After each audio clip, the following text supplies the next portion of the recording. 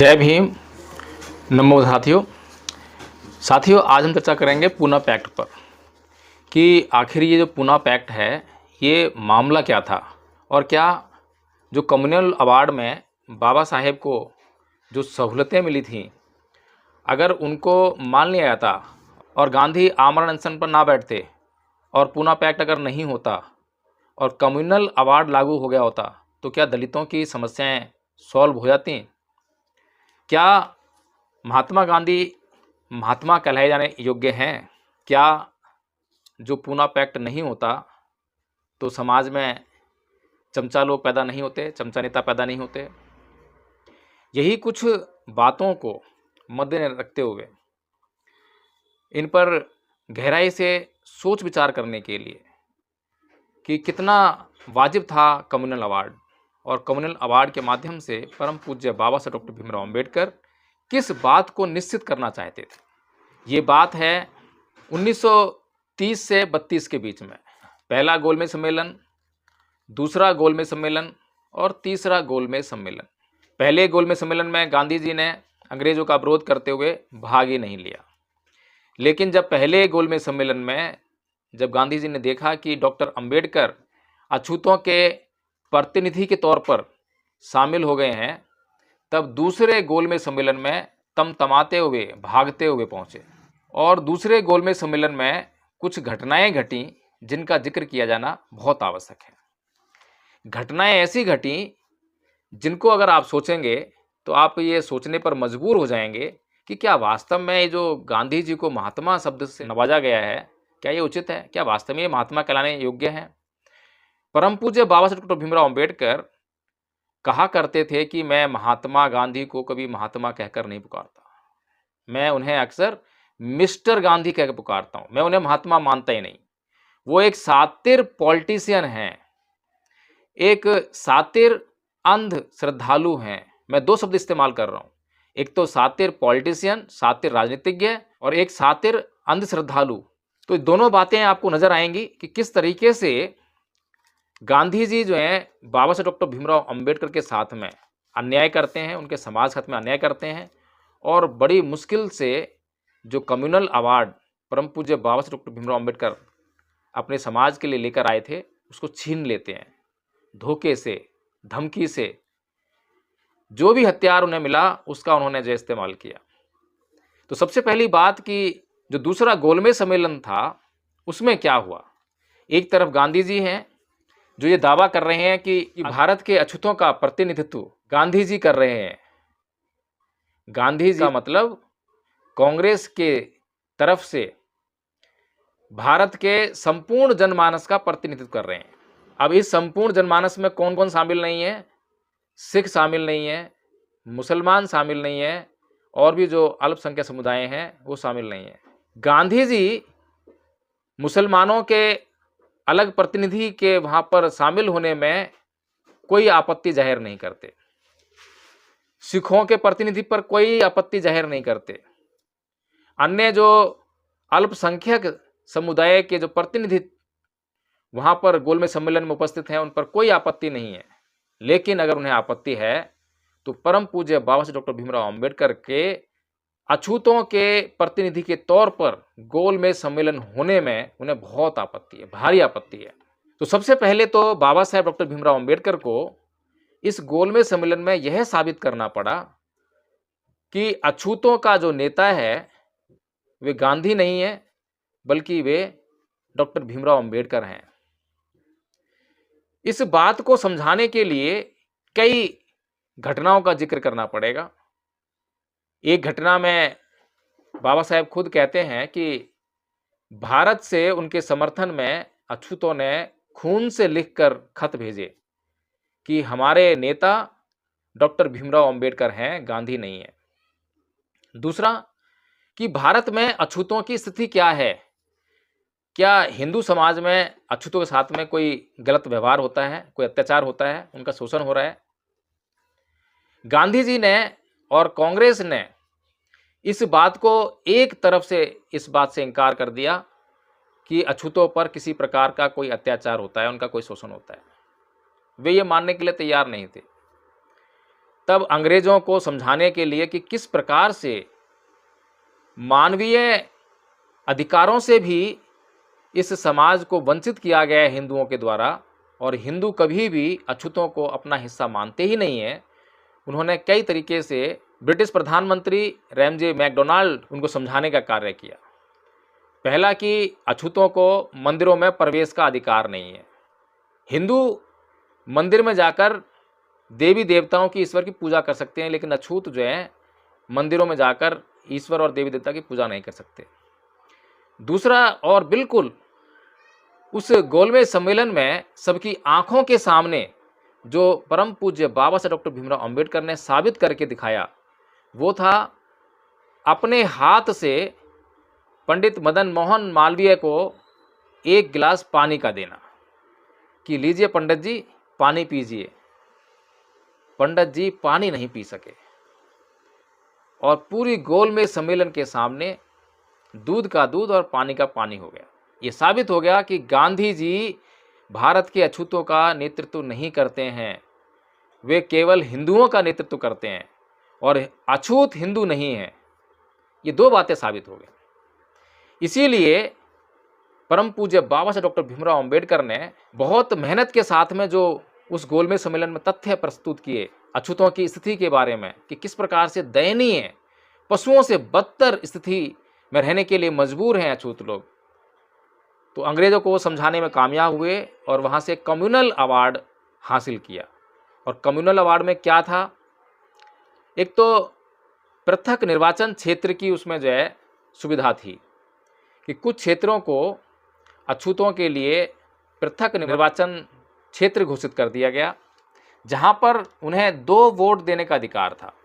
एक तो उस प्रत्याशी को जो कि सामान्य वर्ग से था, दूसरा ऐसे प्रत्याशी को जो केवल उन्हीं के वर्ग से यानी अछूतों का ही प्रतिनिधि था, यानी कि वह प्रत्याशी केवल अछूत ही हो सकता था और उस अछूत प्रत्याशी को केवल अछूत ही वोट दे सकते थे, अन्य हिंदू जो हैं उसको वोट नहीं दे सकते थे। तो ये जो अधिकार था ये बहुत महत्वपूर्ण था। ये इस मायने में महत्वपूर्ण था कि अब तक जो काम जो सामान्य प्रतिनिधि हुआ करता था वो अछूतों के लिए उनकी समाज में बहुत ही नीची स्थिति होने के कारण उन पर कोई तवज्जो नहीं करता था। इससे अब जो अछूतों का अपना प्रतिनिधि उनके बीच में सुनकर जाएगा तो वो उनके लिए काम करेगा। इस सोच को रखकर बाबा साहब डॉक्टर भीमराव अंबेडकर गोलमेज सम्मेलन से ये कम्युनल अवार्ड लेकर आए। अब ये कम्युनल अवार्ड है और आज का जो रिजर्वेशन है इसमें क्या फ़र्क है, ये भी समझने वाली बात है। इससे पहले हम जो है इस बात पर चर्चा कर लेते हैं कि कम्युनल अवार्ड के बाद क्या हुआ। कम्युनल अवार्ड जो कि साफ साफ ये बताता था, हम लोग कई बार कह चुके हैं कि दलित हिंदू नहीं है, और ये कम्युनल अवार्ड भी चीख चीख के कह रहा था कि दलित अछूत हिंदू नहीं है। ये कम्युनल अवार्ड कह रहा था और गांधी जी की सबसे बड़ी समस्या यही थी कि अगर ये कम्युनल अवार्ड भारत में लागू हो गया तो जो दलित अछूत जिनसे वे लोग हिंदू लोग अपना निम्नतम काम कराते हैं, निम्न स्तर का काम कराते हैं, तो वो काम करने के लिए लोग कहाँ से आएंगे। ये डर जो है गांधी जी को सताने लगा, हिंदुओं को सताने लगा। इसीलिए गांधी जी ने बड़े शातिरपन से सबसे पहले तो जो अंग्रेज़ थे उनको बहुत सारे पत्र लिखे कि हमें ये कम्युनल अवार्ड मंजूर नहीं है, आप इसको वापस लीजिए। लेकिन अंग्रेज़ों ने साफ साफ कह दिया कि जो तर्क परम पूज्य बाबा साहब डॉक्टर भीमराव अंबेडकर ने अछूतों के लिए प्रस्तुत किए हैं उनमें बहुत दम है, वो साफ साफ दिखाई दे रहे हैं, उनमें कहीं कमी नहीं है। इसलिए किसी भी सूरत में अंग्रेज इस कम्युनल अवार्ड को वापस नहीं लेंगे। अब अंग्रेजों ने मना कर दिया कम्युनल अवार्ड वापस लेने से, लेकिन गांधी जी जो हैं अंग्रेजों के खिलाफ अनशन पर नहीं बैठते हैं। अब गांधी जी येरवदा जेल में 20 सितंबर 1932 को अनशन पर बैठ जाते हैं, आमरण अनशन, कि जब तक ये कम्युनल अवार्ड वापस नहीं होगा तब तक मैं इस अनशन को नहीं तोड़ूंगा, मैं अन्न और जल ग्रहण नहीं करूंगा। अब ये जो अनशन था ये अंग्रेजों के खिलाफ नहीं था। अंग्रेजों को किसी भी कांग्रेसी ने कोई धमकी नहीं दी कि अगर तुमने इस कम्युनल अवार्ड को वापस नहीं लिया तो तुम्हें जान से मार देंगे, अंग्रेजों को जीने नहीं देंगे, उनके घरों को आग लगा देंगे, ऐसी कोई धमकी नहीं मिली। अब ये जो गांधी जी के जितने भी कांग्रेसी थे ये सभी किसको धमकी दे रहे थे?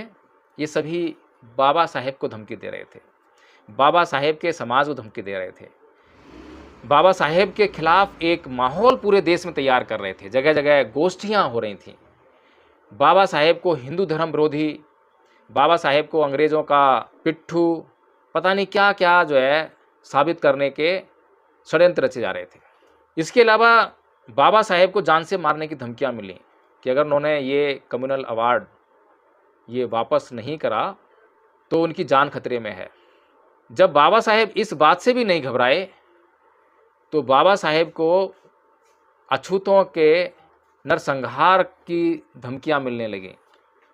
बहुत बड़े पैमाने पे नरसंहार का जब खतरा बाबा साहेब डॉक्टर भीमराव अम्बेडकर को साफ साफ दिखाई दे रहा था कि अगर ये गांधी जी मर गए तो कम्युनल अवार्ड तो बच जाएगा, लेकिन जिस समाज के लिए मैं ये कम्युनल अवार्ड लेकर आया हूँ वो समाज नहीं बचेगा, उस समाज की स्त्रियों की इज्जत नहीं बचेगी। जब समाज नहीं रहेगा, समाज की इज्जत नहीं रहेगी तो मैं इस कम्युनल अवार्ड का क्या करूँगा। इसी दौरान एक और प्रेशर महात्मा गांधी की पत्नी कस्तूरबा गांधी के द्वारा बाबा साहेब पर बनाया गया। वो झोली पसार कर अपने सिंदूर की भीख मांगती है कि बाबा साहेब मेरा पति मर जाएगा, मुझे भीख में मेरा सिंदूर दे दो। मतलब ये है कि गांधी जी और कांग्रेसी ये हिंदू जिस हद तक गिर सकते थे उस हद तक गिरने में कोई कसर नहीं छोड़ी। इस तरह से जब कांग्रेस के लोगों ने परम पूज्य बाबा साहेब डॉक्टर भीमराव अंबेडकर और उनके समाज के खिलाफ एक बहुत ही खतरनाक माहौल तैयार कर दिया तो बाबा साहेब डॉक्टर भीमराव अंबेडकर को मजबूरी में रोते हुए उस पूना पैक्ट पर, उस पूना समझौते पर जो कि येरवदा जेल में हुआ था उस पर साइन करने पड़े। जो आज जो रिजर्वेशन की जो स्कीम आप देख रहे हैं ये स्कीम उसी पूना पैक्ट का परिणाम है। तो इस रिजर्वेशन में अब क्या होता है, इस रिजर्वेशन में जो साहेब मान्यवर कांशीराम जी ने किताब लिखी चमचा युग, कि अब जो रिजर्वेशन के माध्यम से जो एमएलए विधानसभा में पहुंचता है, जो सांसद लोकसभा में पहुंचता है, वो अपने समाज के जरिए नहीं पहुंचता, समाज के ही वोट के आधार पर नहीं पहुंचता। अब उसको टिकट देने वाली एक पार्टी होती है और उस पार्टी का वो वफादार होता है और उसको वोट देने वाला पूरा समाज होता है। उसमें खाली अछूत दलित ही नहीं है, उसमें मुसलमान भी हैं, सिख भी हैं, ईसाई भी हैं, हिंदू भी हैं, सभी लोग मिलकर उसको चुनते हैं। तो इसलिए उसकी वफादारी जो है जनता से नहीं होकर, अपने लोगों से ना होकर, केवल और केवल अपनी पार्टी से होती है जिसने उसे टिकट देकर एमएलए बनाया है, एमपी बनाया है। और ये हम अभी बिल्कुल दिल्ली की विधानसभा में तो साफ साफ देख रहे हैं। राजेंद्र पाल गौतम जी जब तक आम आदमी पार्टी में रहे तब तक केजरीवाल जी के गुण गाते रहे। उनके ही सामने उनके स्थान पर जो मंत्री बनाए गए उन्होंने यह कहते हुए इस्तीफा दिया कि केजरीवाल जी एक जातिवादी व्यक्ति हैं, आरक्षण विरोधी व्यक्ति हैं।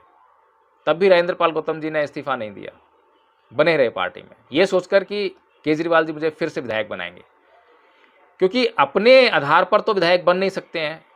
आम आदमी पार्टी की लहर है, किसी कुत्ते को भी किसी भी सीट पे खड़ा करेगी तो जिता देगी। तो इसलिए लोग जो हैं उनके तलवे चाटने के लिए तैयार हैं और वही काम हुआ। और इंतहा तो तब हो गई कि जब 22 प्रतिज्ञाओं के मामले में अरविंद केजरीवाल ने इस्तीफा नहीं मांगा, लेकिन मंत्री साहब राजेंद्र पाल गौतम जी ने अपना इस्तीफा उनको जाकर खुद सौंप दिया। इस्तीफा क्यों सौंपा? क्योंकि केजरीवाल जी ने वहाँ से गुड़की लगाई कि इस्तीफा दो। अब राजेंद्र पाल गौतम जी कोई अनपढ़ आदमी नहीं है, कोई सामान्य आदमी नहीं है। राजेंद्र पाल गौतम जी एक उम्रदराज एडवोकेट हैं। ऐसा नहीं है कि उन्हें समझ में नहीं आता कि प्रोसीजर क्या है क्या नहीं है, लेकिन प्रोसीजर तो जब काम आएगा ना, जब चापलूसी से फुर्सत मिलेगी। क्योंकि आका ने आपको टिकट दिया है और विधायक बनाया है। अगर आका आपको टिकट ना देता, विधायक ना बनाता, तो जो लोग आपको आज जी हजूरी में लगे हैं, आपको बहुत बड़े बड़े मंच मिल रहे हैं, वो कभी नहीं मिलते। कोई नहीं पूछता। कौन पूछ रहा था आपको विधायक बनने से पहले? क्या इमेज थी? कुछ भी नहीं। इसीलिए अरविंद केजरीवाल ने इस्तीफा नहीं मांगा। अरविंद केजरीवाल ने उनसे कहा कि भैया इस्तीफा दे दो। अब मैं ये क्यों बोल रहा हूँ, एक तरफ बोल रहा हूँ कि इस्तीफा नहीं मांगा, दूसरे बोल रहा हूँ कि इस्तीफा दे दो। दोनों बातों में फर्क है। अगर हम कहते हैं कि अरविंद केजरीवाल ने इस्तीफा मांगा, तो इसका मतलब ये है कि उनको अपने पार्टी के लेटर हेड पर 100 को नोटिस आदरणीय राजेंद्र पाल गौतम जी को इशू करना चाहिए था। जब राजेंद्र पाल गौतम जी को केजरीवाल जी 100 कोज नोटिस इशू करते, तब ये कहा जाता कि हाँ, केजरीवाल जी ने इस्तीफा मांगा। ये बड़ी महत्वपूर्ण बात है। और जब आदरणीय राजेंद्र पाल गौतम जी से इस प्रकार से नोटिस पर इस्तीफा मांगा जाता, तब आदरणीय राजेंद्र पाल गौतम जी के पास एक मौका होता इतिहास रचने का, कि वो अरविंद केजरीवाल जी को 2 टूक जवाब देते कि मैंने 22 प्रतिज्ञाएं लेकर कोई गुनाह नहीं किया है। ये परम पूज्य बाबा साहेब डॉक्टर भीमराव अम्बेडकर के द्वारा ली गई प्रतिज्ञाएं हैं, जो कि इस देश में संविधान के अंतर्गत जो वैज्ञानिक दृष्टिकोण को बढ़ाने की बात कही गई है, उसको बढ़ावा देने वाली 22 प्रतिज्ञाएं हैं। अब बताइए कितना फर्क है।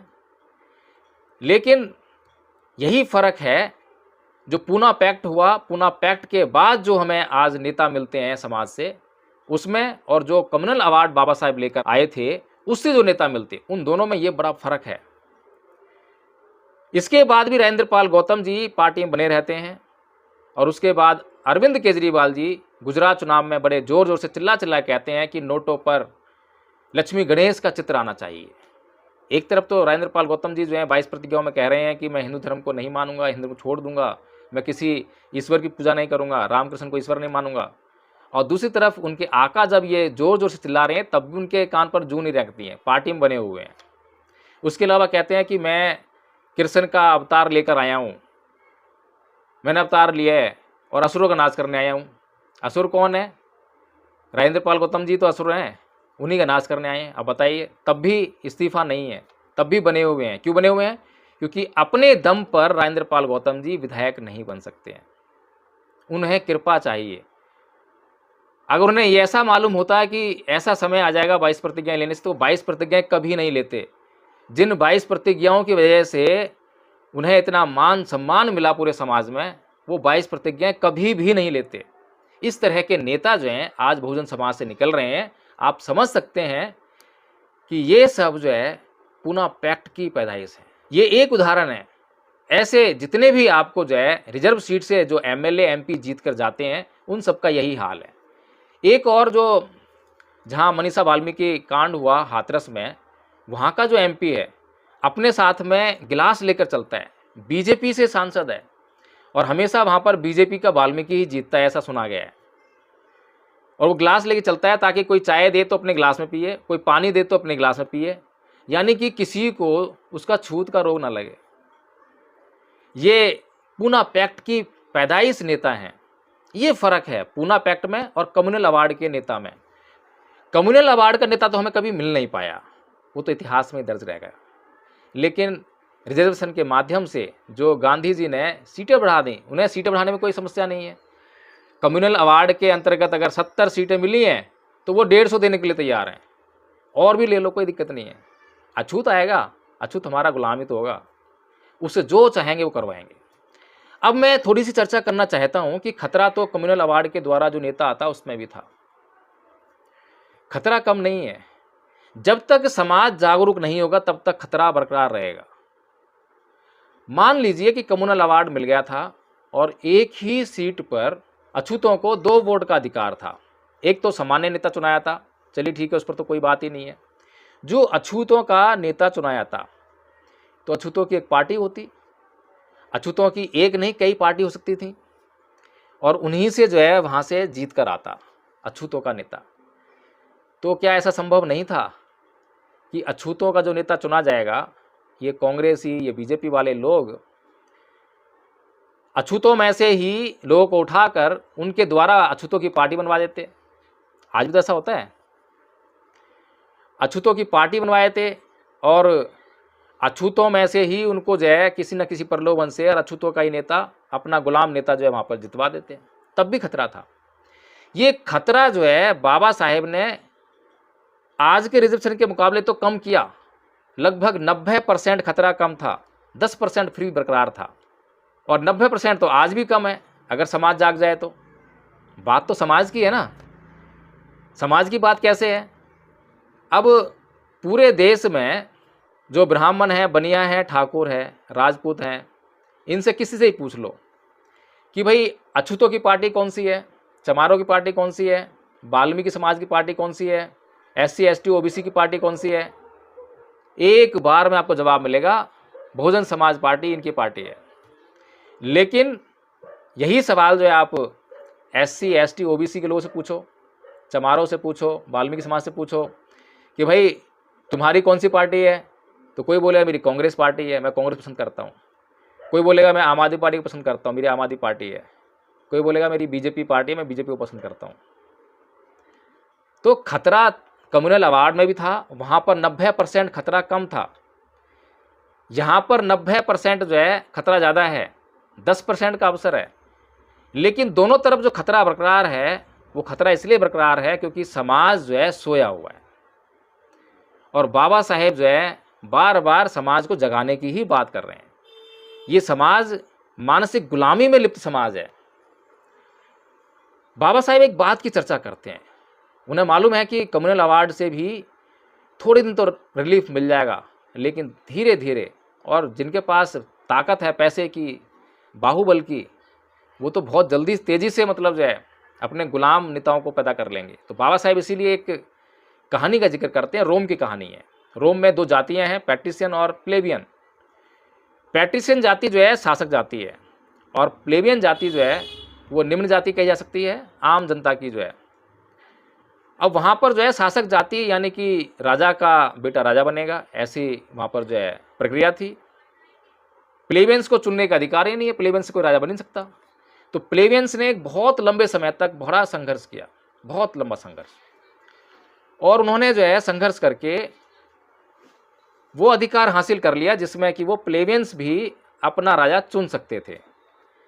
जब प्लेबियंस को और पैट्रिशियन को दोनों को चुनकर ही राजा बनना था, तो फिर प्लेबियंस की संख्या ज़्यादा थी, जैसे कि यहाँ बहुजन समाज संख्या ज़्यादा है 85%। तो वहाँ प्लेबियंस की संख्या ज़्यादा होने के कारण जब पहला चुनाव हुआ तो प्लेबियंस जीत गए, प्लेबियंस ने जो है अपना राजा चुन लिया। लेकिन वहाँ पर एक प्रथा थी।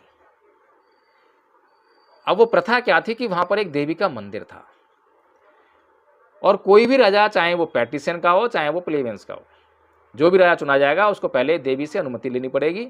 अगर देवी को वो राजा स्वीकार होगा तभी वो राजा बन पाएगा, नहीं तो वो राजा नहीं बन सकता। तो प्लेबियंस का जब राजा चुना गया तो प्लेबियंस भी पहुँचे अपने राजा को लेकर वहाँ पर देवी के पास उसकी स्वीकृति लेने के लिए।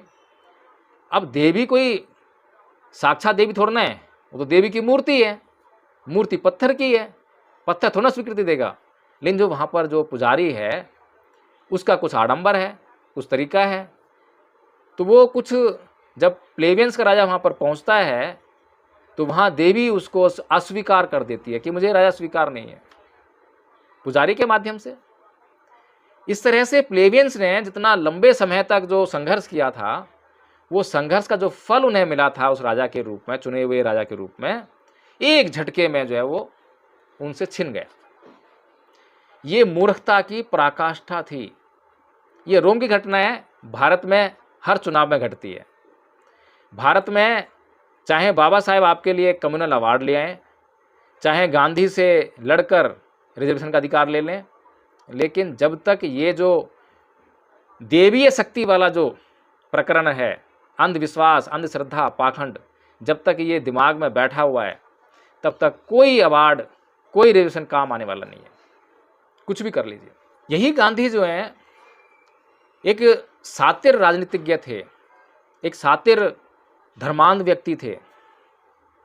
इन्होंने कभी भी अंग्रेज़ों को भारत छोड़ने के लिए अनशन नहीं किया कि मैं जब तक भारत से अंग्रेज़ नहीं जाएंगे तब तक मैं भूख हड़ताल करता हूँ, मैं आमरण अनशन करता हूँ। आमरण अनशन तो छोड़िए, भूख हड़ताल तो छोड़िए, कोई सामान्य हड़ताल भी नहीं करी। लेकिन जब अछूतों के उद्धार की बात आई, जब अछूतों को एक सम्मानजनक जीवन मिलने की बात आई, तब यही गांधी जी जो जिनको महात्मा कहते हैं लोग, ये अछूतों के मार्ग में, अछूतों के उन्नति के मार्ग में एक बड़ी बाधा बनकर खड़े हो गए और आमरण अनशन पर बैठ गए।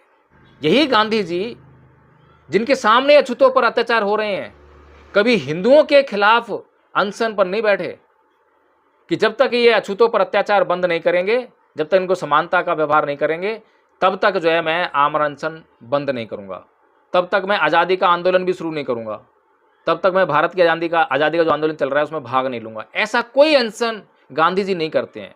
इससे साफ साफ दो बातें तय हैं। पहली बात तो ये कि दलित अछूत जो है हिंदू नहीं हैं, और दूसरी बात ये कि गांधी जी का मकसद अछूतों का उद्धार करना कभी था ही नहीं।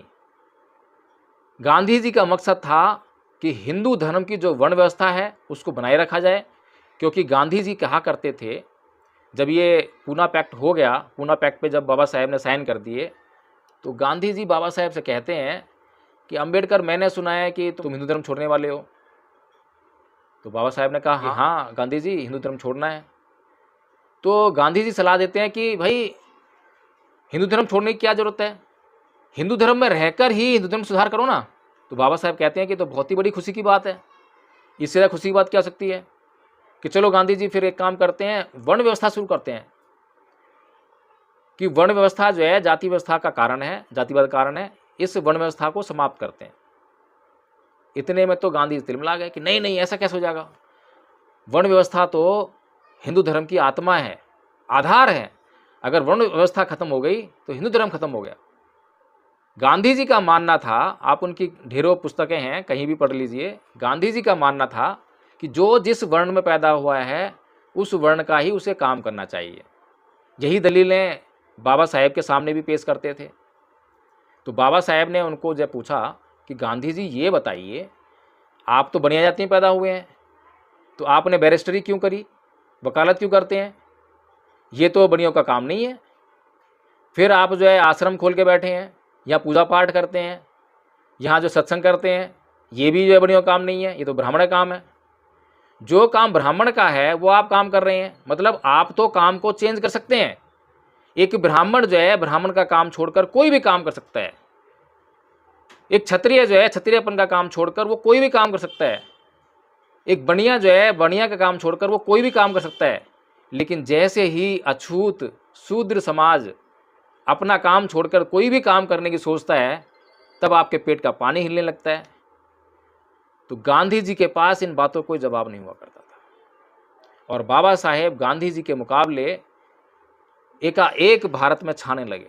हालांकि पूरी मीडिया जिस प्रकार से आज आप देखते हैं मीडिया का हाल, उससे कहीं ज़्यादा गंभीर हाल उस वक्त था। बाबा साहेब की बातों को, उनकी खबरों को छापने के लिए उस समय कोई मीडिया नहीं थी, और जो मीडिया थी उस पर सारा या तो अंग्रेज़ों का कब्जा था या कांग्रेसियों का कब्जा था। या तो कांग्रेसियों की मीडिया थी, अखबार थे, या अंग्रेज़ों के थे। बहुजन समाज के पास कोई अखबार, कोई मीडिया नहीं थी। अब क्या गांधी जी झूठ बोलते थे? एक झूठे आदमी थे, मक्कार आदमी थे। जो व्यक्ति अहिंसा की बात करता हो और दूसरों के प्रति हिंसा करता हो, क्या जब बाबा साहब डॉक्टर भीमराव अंबेडकर के खिलाफ गांधी जी अनशन पर बैठे तो क्या ये मेंटल टॉर्चर नहीं था? क्या आज मेंटल टॉर्चर करने के खिलाफ कानून नहीं है? अगर कोई व्यक्ति किसी को मेंटल टॉर्चर करे और वो आत्महत्या कर ले तो सीधा उसके खिलाफ जो है दंडात्मक कार्रवाई होती है, जेल चला जाता है सीधा, मामूली बात नहीं है। और बाबा साहब डॉक्टर भीमराव अंबेडकर को उस समय कितनी भयानक धमकियां मिल रही थी। ये धमकियां क्या थीं? क्या ये हिंसा नहीं थी? गांधी जी पूरे जीवन जो है दोगलेपन की बातें करते रहे। अहिंसा को तो केवल उन्होंने जो है अपनी प्रसिद्धि का हथियार बनाया, केवल प्रसिद्धि का हथियार। साउथ अफ्रीका में जाकर जब अहिंसा का पालन करते हैं, अंग्रेज़ उनको जो है ट्रेन से उठाकर फेंक देते हैं, काला होने पर भेदभाव होने के कारण जो है, तब भी उन्हें अछूतों पर होने वाले अत्याचार याद नहीं आए। और अछूतों पर जो अत्याचार हो रहे थे, क्या वो हिंसा नहीं थी? क्या अछूतों पर जो हिंसा हो रही थी, क्या उसके लिए भी कभी आमरण अनशन किया उन्होंने? फिर सबसे बड़ा धोखा, सबसे बड़ी मक्कारी, पूरी जिंदगी अहिंसा अहिंसा चिल्लाते रहे, हालांकि कभी अहिंसा का पालन जो है उन्होंने विशुद्ध रूप से नहीं किया। और ये कांग्रेस का प्रचार तंत्र था, जिससे कि गांधी जी को ये पूरी दुनिया में प्रचारित करने में सफल हुए कि गांधी जी अहिंसावादी थे। लेकिन पूरी दुनिया को क्या मालूम है कि अहिंसा का कौन प्रतीक है और हिंसा का कौन प्रतीक है? जब गांधी जी मरते हैं तो क्या शब्द बोलते हैं? हे राम। अरे भाई, राम ने अपनी पूरी ज़िंदगी में ऐसा कौन सा काम अहिंसा से किया जिससे कि आप उनका नाम लेकर मर रहे हो? हिंदू धर्म का कौन सा देवी देवता ईश्वर ऐसा है जिसके हाथ में हथियार नहीं है, अहिंसावादी है? एक भी नहीं है। पूरी दुनिया में अगर अहिंसा के लिए, नॉन वायलेंस के लिए कोई जाना जाता है तो वो भगवान बुद्ध हैं सबसे पहले, फिर उसके बाद महावीर हैं। और महावीर की अहिंसा तो इतनी बड़ी अहिंसा है कि किसी भी सूरत में हिंसा की नहीं जा सकती है। भगवान बुद्ध तो फिर भी सेल्फ डिफेंस में ज़रूरत पड़ने पर आवश्यकता के अनुसार हिंसा की छूट दे देते हैं, लेकिन महावीर तो कभी छूट देते ही नहीं है। उनका सिद्धांत ही है अहिंसा परमो धर्म। गांधी जी ना तो हे बुद्ध कह के मरे, ना हे महावीर कह के मरे, मरे तो हे राम कह के मरे। अब पूरी दुनिया को इससे क्या लेने देना? भारत का मामला है, ये गांधी जी हैं, ये नॉन वायलेंस के लिए जाने जाते हैं। इन्होंने अहिंसा के साथ अंग्रेज़ों से आज़ादी का आंदोलन लड़ा, इसलिए जाने जाते हैं। लेकिन भारत के लोगों को समझना पड़ेगा, विशेष तौर पर इस बहुजन समाज को समझना पड़ेगा। तो साथियों, पूना पैक्ट पर इतना ही। और अगर आपको पूना पैक्ट अच्छी तरह समझ में आ गया हो तो इस सवाल का जवाब कमेंट बॉक्स में ज़रूर दें कि क्या गांधी को महात्मा कहना उचित है? क्या गांधी को राष्ट्रपिता कहना उचित है? क्या गांधी इस देश के देशभक्त कहे जा सकते हैं? क्या गांधी एक सच्चे व्यक्ति कहे जा सकते हैं? क्या गांधी जी ने दलितों के खिलाफ हिंदुओं के द्वारा प्रायोजित षड्यंत्र को बाबा साहेब के सामने रखकर बाबा साहेब से कम्युनल अवार्ड छीन लिया? इन सभी सवालों के जवाब आप कमेंट बॉक्स में ज़रूर लिखें और इस वीडियो को लाइक करना और शेयर करना बिल्कुल ना भूलें। यह वीडियो हर एक अम्बेडकरवादी तक पहुंचना चाहिए, उसे जानकारी होनी चाहिए कि पूना पैक्ट क्या है और पूना पैक्ट की मजबूरियां क्या हैं। आज समाज किन मजबूरियों से गुजर रहा है। तो साथियों, इसके साथ मैं ये वीडियो समाप्त करता हूँ। जय भीम, नमो बुद्धाय।